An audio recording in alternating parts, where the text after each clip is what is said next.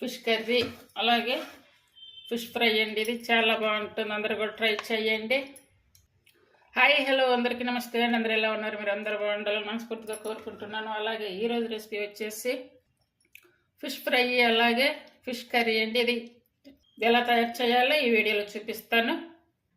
ముందుగా ఒక ప్లేట్ అయితే తీసుకొని ఇందులో ఈ పౌడర్ తెలుసు కదా, ఇది ఆల్రెడీ నేను వీడియో కూడా చేసి పెట్టాను. కర్రీ పౌడర్ ఇది వచ్చేసి 2 స్పూన్స్ అయితే తీసుకుంటున్నా. అంటే దీంట్లో ఆల్రెడీ అన్ని ధనియాలు జీరా అవన్నీ వేసి పట్టించుని మెంతులు అన్నీ కూడా, అందువల్ల ఇంకా సపరేట్గా అయితే వేయట్లేదు. ఇది ఇంకా సపరేట్గా వేయకుండా మనకి ఈ పౌడర్ సరిపోతుంది. అలాగే 1/2 స్పూన్ వచ్చేసి పసుపు, 1/2 స్పూన్ వచ్చేసి పెప్పర్, 1 స్పూను ఇది తెలుసు కదా చింతాకు పౌడర్ అన్నమాట. ఇది తామరండి లీవ్స్ అంటారు కదా, ఇది చింతాకు పౌడరు, అదైతే 1 స్పూన్ వేసుకోవాలి. అల్లం వెల్లుల్లి పేస్ట్ 1/2 స్పూన్ వేసుకోవాలి. టేస్ట్ సరిపడా సాల్ట్ వేసుకోవాలి.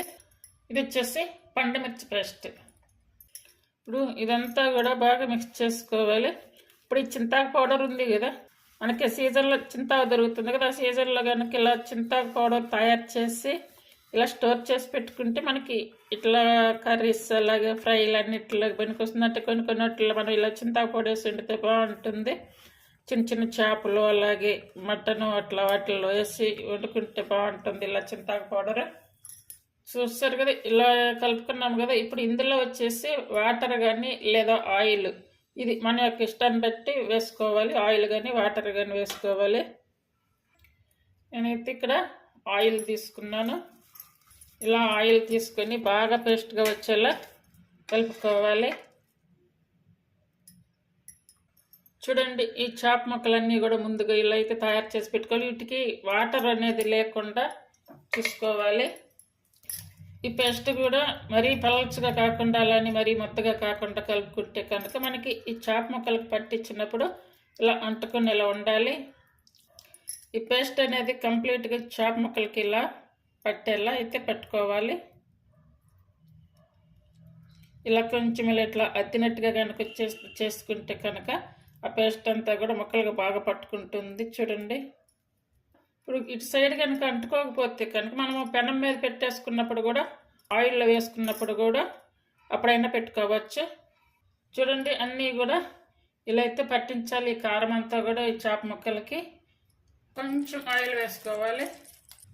ఇప్పుడు ఒక టిష్యూ తీసుకొని ఈ ఆయిల్ అంతా కూడా ఇలా పుచ్చుకోవాలి. మనం ముందుగా మొత్తం కలిపి పెట్టుకున్నటువంటి ఈ ఫిష్ అంతా కూడా ఇందులో వేసుకోవాలి. అవి మాడకుండా కంప్లీట్గా మిడిల్ ఫ్లేమ్ మీద కానీ సిమ్ మీద కానీ పెట్టుకోవాలి. అన్నీ ఒకేసారి వేయకుండా కొంచెం కొంచెంగా పెట్టుకొని కాల్చుకోవాలి, అంటే ఫ్రై చేసుకోవాలి. ఇప్పుడు పైన ఇక్కడ మసాలా కారం లేదు కదా, ఇప్పుడు ఇక్కడ మాత్రం ఇలా కారం లేని దగ్గర ఇలా పెట్టేసుకుంటే మనకి 2 పక్కల చేపకి మసాలా అనేది పడుతుంది. చూడండి, ఇలా పెట్టేసుకోవాలండి. నేనైతే ఇప్పుడు కంప్లీట్గా సిమ్ మీదే పెట్టి ఉడికిస్తున్నాను. రెండో వైపుకి అయితే ఇలా తిప్పుకోవాలి.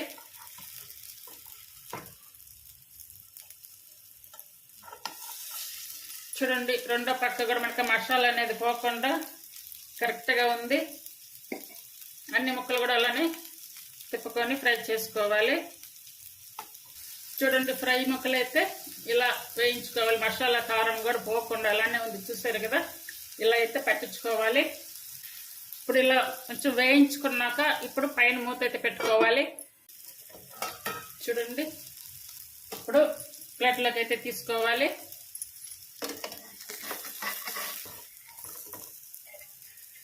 చూడండి, బాగా సాఫ్ట్గా బాగుంటుంది అండి. అన్నీ కూడా ఇలానే ఫ్రై చేసుకోవాలి. చూడండి, ఫిష్ ఫ్రై అయితే అన్నీ కూడా రెడీ అయిపోయాయి. ఇప్పుడు స్టవ్ ఆఫ్ చేసుకోవాలి. చూడండి, అన్నీ కూడా ఇలా తయారు చేసేసుకోవాలి. ఇక్కడైతే ఒక విషయం చెప్పాలండి, ఈ మసాలా అంతా కూడా నేను ఆయిల్ వేసి కలిపాను. అందువల్ల మళ్ళీ వీటిని ఫ్రై చేసేటప్పుడు అయితే ఆయిల్ వేయకుండా, అంటే మరీ ఎక్కువ ఆయిల్గా ఉంటుంది కదా, అందువల్ల ఆయిల్ లైట్గా ఉండాలనేసి ఇట్లా ఇంకా ఆయిల్ వేయకుండా అయితే ఇలా అయితే ఫ్రై చేసాను. అయినా కూడా చాలా బాగా వచ్చాయి. చూడండి,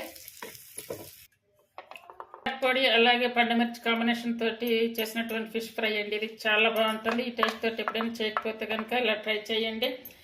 ఈ రెసిపీస్ మీకు నచ్చినట్టయితే ప్లీజ్ లైక్ చేసి షేర్ చేసి సబ్స్క్రైబ్ చేయండి.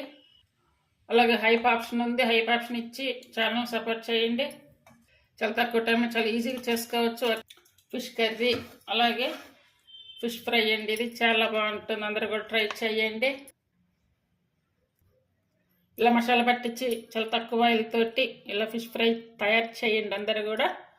ముందుగా స్టవ్ మీద ఒక పాత్ర పెట్టుకొని 2 టేబుల్ స్పూన్ల ఆయిల్ వేసుకొని తర్వాత కచ్చా పచ్చా చేసుకున్న ఒక 4-5 మిరియాలు వేసుకోవాలి. అలాగే హాఫ్ స్పూన్ జీరా అలాగే ఒక మీడియం సైజు ఉల్లిపాయలు తీసుకొని ఇలా సన్నగా కట్ చేసి వేసుకోవాలి. ఇప్పుడు సన్నగా కట్ చేసుకున్నటువంటి మెంతి కూర, ఇది చిన్న కట్ అన్నమాట. ఇది తీసుకొని ఇలా వేసుకొని ఈ తాలింపులో వేసి ఉడికించాలి. ఇప్పుడు అల్లం వెల్లుల్లి పేస్ట్ తీసుకొని వేసి అది పచ్చివాసన పోయే వరకు ఉడికించుకోవాలి. ఇప్పుడు ఈ టమాటాలు ఉన్నాయి కదా, ఈ టమాటాలు ఒక 3 చిన్న మీడియం సైజు తీసుకొని ఇలా మెత్తగా పేస్ట్ చేసి ఇందులో వేసుకోవాలి. అలాగే ఇప్పుడు మామిడికాయలు తీసుకొని ఒక చిన్న సైజు అన్నమాట, అది తీసుకుని 2 రకాలుగా అయితే కట్ చేసి వేసుకున్నాను. అలాగే ఇప్పుడు చిన్నగా కట్ చేసుకున్నటువంటి మామిడికాయలు వచ్చేసి కర్రీలో వేసుకోవాలి. ఇవి ఇలా తాలింపులో ఉడికించుకోవాలన్నమాట. ఇలా ఉడికించుకుంటే కనుక కర్రీలో అంతా కలిసిపోతాయి. ఆ మామిడికాయ ముక్కలు కలిసిపోయి కర్రీ కూడా బాగుంటుంది. అలాగే ఇప్పుడు ఆ టమాటా తొక్కలు చింతపండు ఈ 3 కలిపి ఇలా పులుసు చేసుకోవాలి.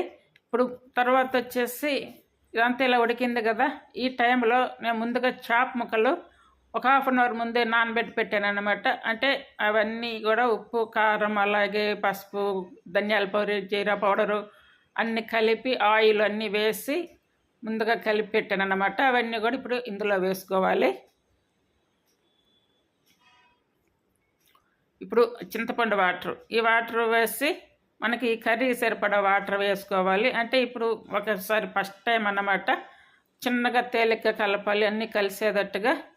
అలా కలుపుకోవడం వల్ల మసాలా అంతా కూడా చేప ముక్కలన్నీ కూడా బాగా కలిసిపోతాయి. అలాగే ఈ మామిడి ముక్కలు కూడా బాగా మెత్తగా ఉడికిపోయేదని కర్రీలో కలిసిపోతాయి అన్నమాట. ఇప్పుడు చూసారు కదా, కర్రీ అంతా కూడా మంచిగా ఉడుకుతుంది. ఒకసారి ఇలా మెంతి కూర వేసి ఫిష్ కర్రీ తయారు చేయండి, చాలా బాగుంటుంది. టేస్ట్ ప్రతి ఒక్కరికి కూడా తినడానికి కూడా బాగుంటుంది. అలాగే కాకుండా ఇప్పుడు ముందుగా ఆ మామిడి ముక్కల్ని వేసుకోవాలి. ఇవన్నీ ఉడికించుకున్నాక ఇప్పుడు వచ్చేసి పెప్పర్ పౌడర్ వేసుకోవాలి. పెప్పర్ పౌడర్ పావు స్పూన్ వేసుకుంటే సరిపోతుంది. అలాగే ఇప్పుడు కొత్తిమీర అలాగే పుదీనా కరివేపాకు ఇవన్నీ కూడా సన్నగా కట్ చేసి వేసుకోవాలి. అలాగే ఇదంతా కూడా ఒకసారి అంతా బాగా కలపాలన్నమాట. ఈ రెసిపీ మీకు నచ్చినట్టయితే ప్లీజ్ లైక్ చేసి షేర్ చేసి సబ్స్క్రైబ్ చేయండి. అలాగే సన్నగా కట్ చేసుకున్నటువంటి పచ్చిమిర్చితో అలాగే కరివేపాకు అన్నీ వేసుకొని ఫైనల్గా స్టవ్ ఆపేసుకోవాలి. చేయండి అందరూ కూడా.